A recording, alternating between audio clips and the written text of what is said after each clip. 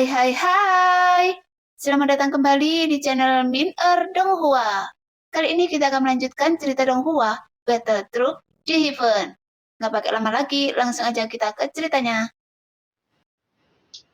Hanya dengan cara ini saja, Xiaoyan dapat menebaknya dengan jelas. Karena sebagai seorang mantan raja, Su Qiantai dikirim ke garis depan yang menunjukkan Raja Su yang merupakan penguasa Taishu yang baru.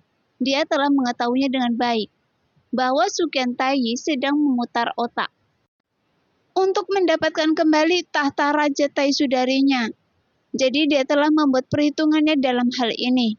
Oleh karena itu, Raja Su mengirim Su Qiantai ke garis depan medan perang, sehingga Su Qiantai bisa terbunuh oleh orang kuat dari Sensi. Adapun Su Qiantai sendiri, Xiaoyan juga tahu bahwa dia master bukanlah orang baik. Dia harus memiliki kekuatannya di Taishu, yang bahkan seluruh manajemen senior Taishu semua tahu bahwa Su Qiantai ingin merebut kembali tahtanya. Bagaimanapun, kecuali Raja Su, Su Qiantai adalah orang terkuat kedua di Taishu. Jadi siapa yang bisa menghentikannya? Adapun alasan mengapa Raja Su tidak menghentikan Su Qiantai, dia bahkan membiarkan Su Qiantai bertindak sembarangan. Hanya ada satu kemungkinan dalam situasi ini, bahwa Raja Su jauh lebih kuat dari Su Qiantai. Oleh karena itu, Raja Su tidak takut pada Su Qiantai. Itu sebabnya Raja Su berani membiarkan Su Qiantai bertingkah seperti ini.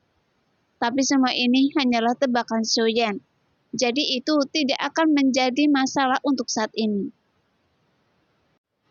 Awalnya saya mengira akan ada hubungan permusuhan yang tidak dapat didamaikan dengan Su Qiantai. Tapi sekarang sepertinya monster tua ini telah menjadi teman dan musuh.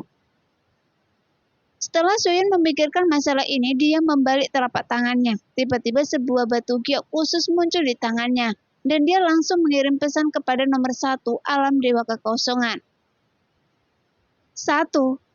Ada yang harus saya lakukan dengan nomor 6, jadi tolong bantu saya untuk menghubungi. Oke, tidak masalah. Segera, tanggapan nomor 1 datang dari Su Yu. Sepertinya jika ada permintaan dari Xiaoyan, nomor 1 tidak pernah menolak. Bahkan sekarang awalnya Xiaoyan sedikit khawatir akan bantuan yang disebutkan dalam pertemuan sebelumnya.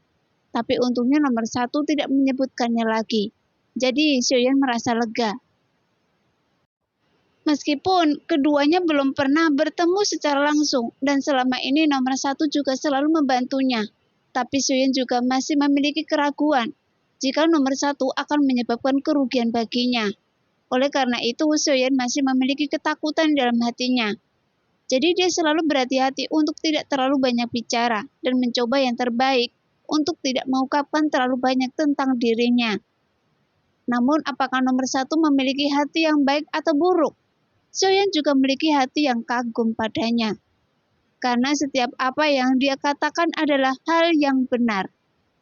Sesaat kemudian, giok khusus memancarkan cahaya biru dan pikiran Xiaoyan segera bergerak seolah-olah jiwanya langsung tersedot ke dalam Suyu. Dan dia tiba di alam dewa kekacauan dengan platform batu nomor 9. Setelah pertemuan di dunia kuno Dewa Iblis Abadi, hingga saat ini belum ada lagi pertemuan antara makhluk abadi dan iblis. Namun, adapun Xiaoyan, dia tidak tahu alasannya. Meskipun dia masih menantikan setiap pertemuan. Lagi pula dalam pertemuan ini, Xiaoyan lebih merupakan seorang pengamat. Dia dapat mendengar banyak hal dari mereka yang belum pernah dia dengar sebelumnya. Sehingga dia bisa mendapatkan lebih dari banyak informasi yang dia ketahui. 9. Apa yang Anda inginkan dari saya? Setelah Su Qiantai dan Xiaoyan muncul di platform batu hampir pada waktu yang bersamaan, Su Qiantai langsung bertanya. Saya hanya ingin membahas kerjasama yang Anda sebutkan sebelumnya, dan menurut saya hal ini tidak bisa dihindari. Xiaoyan berkata dengan lugas. Bekerja sama? Anda dan saya seharusnya pernah bertemu sebelumnya kan? Dan Anda adalah dewa asli yang melakukan perjalanan melalui berbagai dunia. Su Qiantai tidak menyembunyikannya sama sekali, jadi dia langsung berkata pada intinya.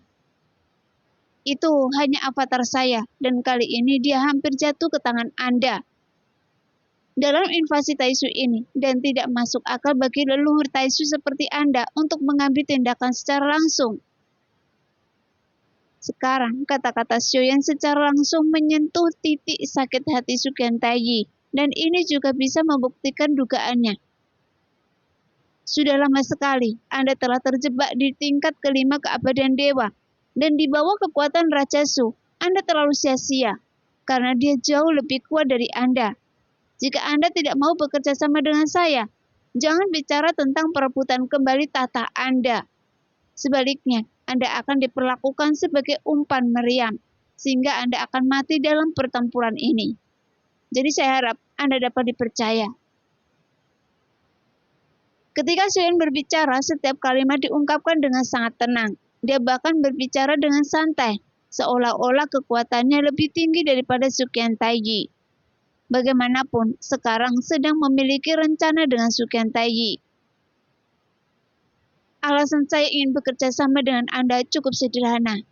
Sekarang, meskipun Anda bisa dianggap kuat, tapi di depan Raja Su, Anda masih terlalu lemah.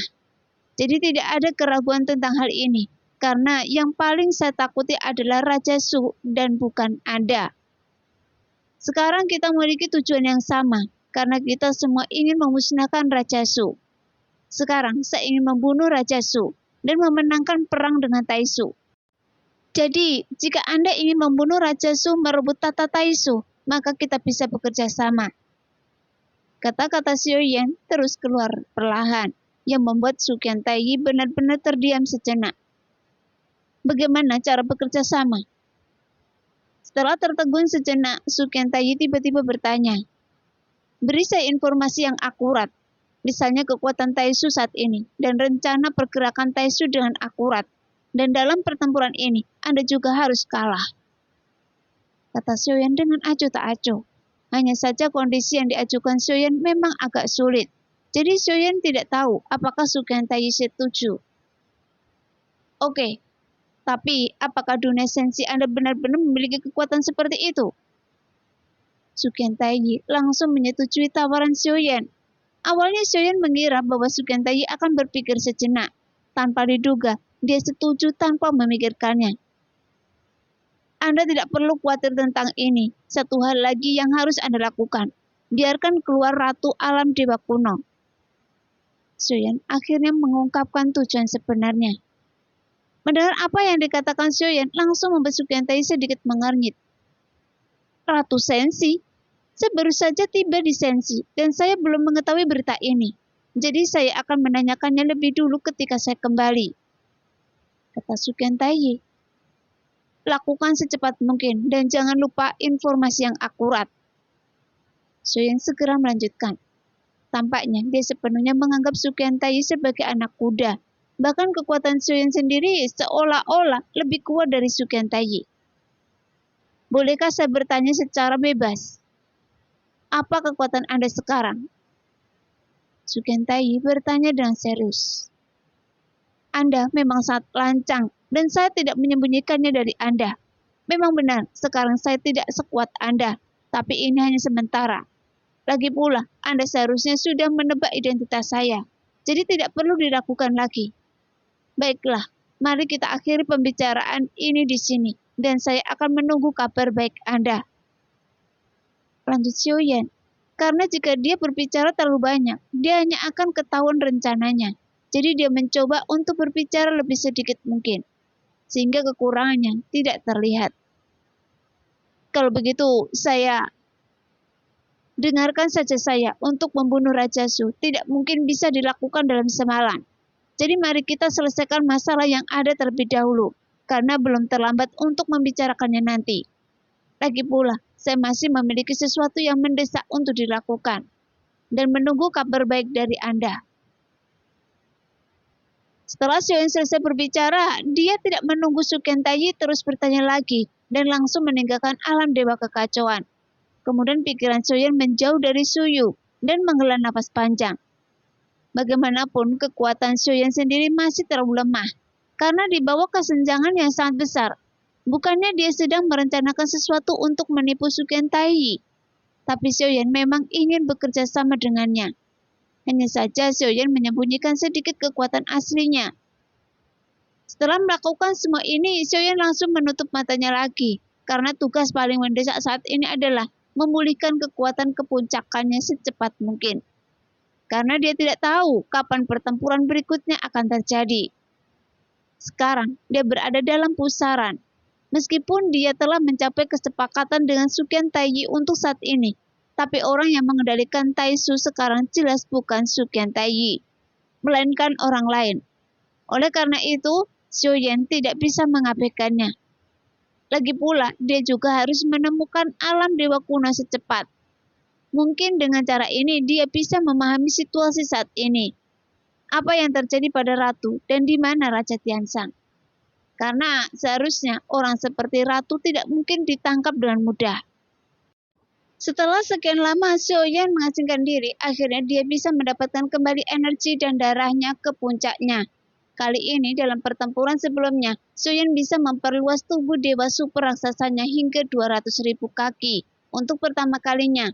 Dan ini dapat dianggap mencapai batas yang lebih tinggi dalam satu gerakan.